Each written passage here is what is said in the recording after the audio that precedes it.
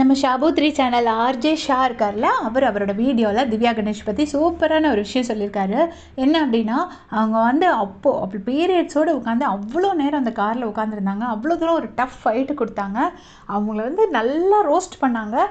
பார்வதியை வந்து ஒரு 8 to 9 மணி நேரம் சமாளிச்சிருக்காங்க. கண்டினியூஸாக பார்வதி பேசிகிட்டு இருந்தாங்க, கமருதனும் பேசிகிட்டே இருந்தாங்க.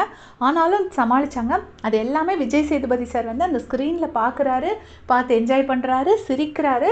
ஆனால் திவ்யாவை ஒரு நிமிஷம் கூட அவர் பாராட்டலை அப்படின்னு சொல்லிட்டு ரொம்ப கிளியராக சொல்லிட்டாங்க. எனக்கு வந்து ரொம்ப சந்தோஷம். ஏன்னா அது வந்து ஒரு பெரிய சேனல்ஸில் சொல்லும் போது அது விஜய் சேதுபதி சார்கிட்ட போய் ரீச் ஆகும். ஏன்னா அப்படி ஒரு கண்டஸ்டன்ட் மட்டும் போன சீசனில் இப்படி தான் ராணவ பண்ணார். இந்த சீசனில் வந்து திவ்யாவை சூஸ் பண்ணியிருக்காரு.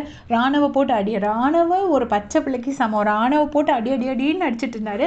இந்த சீசனில் வந்து திவ்யாவை பிடிச்சிருக்காரு. அதுக்கப்புறம் சுரேஷ் தத்தா இருக்காருல, அவர் சொல்லியிருக்காரு. அவர் என்ன சொல்லியிருக்காருன்னா, இந்த மாதிரி திவ்யா வந்துட்டு ஃபுல்லாக நல்லா ஃபைட் பண்ணி அவங்களோட ஃபைட் பண்ணி எல்லாத்தையுமே கொடுத்துருக்காங்க. ஆனாலும் விஜய் சேதுபதி சார் பார்த்துட்டு என்ன சொல்கிறாருன்னா, நீங்கள் எல்லாரும் கேள்வி கேட்கல அப்படின்னு. ஒரு பள்ளிக்கூடத்தில் வாத்தியார் திருத்துவாரா, ஸ்டூடெண்ட் திருத்துவாங்களா அப்படின்னு சொல்லிட்டு கேட்குறாரு. கேட்டுட்டு அவங்க சைடில் அவங்க நல்லா தான் பண்ணியிருக்காங்கங்கிறதையும் மென்ஷன் பண்ணுறாரு. ஸோ இதே வந்து விஜய் சேதுபதி சார் ஸ்பெசிஃபிக்காக திவ்யா கணேஷ்க்கு அந்த இடத்துல அப்ரிசியேஷன் கொடுக்கலங்கிறது அவ்வளோ அப்பட்டமாக தெரிஞ்சிருக்கு.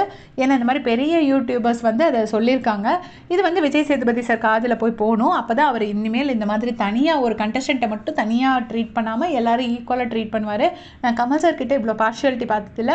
சீசன் 2ல் கொஞ்சம் மும்தாஜ் கிட்ட மட்டும் கொஞ்சம் ஒரு இது பண்ணுற மாதிரி எனக்கு தோணியிருக்கு. பட் இவர் வந்து கொஞ்சம் ஒரு சீசனுக்கு ஒரு ஆளை பிடிச்சிக்கிறாரு. அவர் பிடிக்கல. ஃபஸ்ட்டு அரோராவை திட்டிருப்பார். அப்போ அரோரா என்ன இவர் திட்டெல்லாம் செய்கிறாரு, நான் இங்கே இருக்க மாட்டேன் அப்படின்னு சொல்லியிருப்பாங்க. அப்புறம் அந்த இது அவருக்கு ரீச் ஆகியோ என்னவோ தெரில. அரோரா கிட்டே இப்போ ரொம்ப சாஃப்டாக இருக்கார்.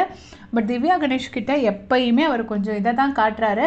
ரொம்ப வந்து சோஷியல் மீடியாவில் நியூஸ் போனால் மட்டும் இடையில கொஞ்சம் வந்து லைட்டாக சிரிச்சிட்டு போகிறாரு. ஸோ அதை அவர் கண்டிப்பாக கொஞ்சம் மாற்றி தான் ஆகணும். அதை பற்றி உங்களுடைய கமெண்ட்ஸை சொல்லுங்கள். தேங்க்ஸ் ஃபார் வாட்சிங்.